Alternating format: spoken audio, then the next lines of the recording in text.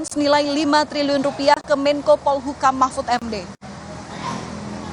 Pihak kuasa hukum Panji Gumilang menyebut ada beberapa faktor yang membuat kliennya akhirnya mencabut gugatan yang sebelumnya dilayangkan.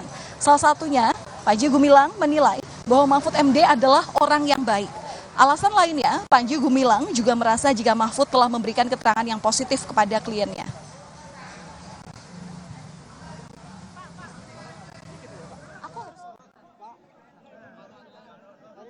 Intinya gugatan tersebut dicabut karena ada alasan dari klien kami itu, diantaranya pertama ada penilaian yang objektif dari pihak Prof. Mahfud MD kepada klien kami ya, khususnya yang kemudian itu dijadikan dasar yang disampaikan kepada kami dari klien kami itu, bahwa Pak Mahfud MD ini pertama orangnya baik sebetulnya ya. Jadi beliau ini orang baik, kemudian di sisi lain ternyata beliau ini dengan klien kami ini itu satu alma mater di HMI ya. Sebelumnya, Menko Polhukam Mahfud MD menganggap gugatan Panji sebagai sensasi semata.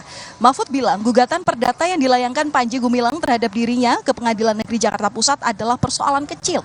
Ganti rugi yang diminta Panji Gumilang senilai 5 triliun rupiah hanya sebatas sensasi jika dilayani. Mahfud menegaskan tidak akan terkecoh dan tetap akan memproses dugaan tindak pidana Panji Gumilang termasuk dugaan tindak pidana pencucian uang. TPPO yang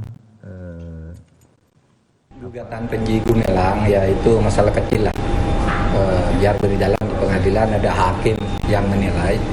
Kalau saya ditanya apakah saya siap untuk menghadapi gugatan itu, saya siap, tapi tidak perlu persiapan, ketemu aja di pengadilan, itu urusan sepele sederhana. Hukum itu ada logikanya dan ada hakimnya. Sebab itu nanti kita ketemu di pengadilan aja. Saya juga belum baca dan tidak ingin baca apa isi gugatannya. Nanti aja kalau sudah kurang 10 menit gitu nanti saya baca. Itu kan urusan enteng aja. Tapi jangan lupa urusan tindak pidana yang digugatkan kepada Pak Panji Gumilang harus diteruskan. Kita beralih ke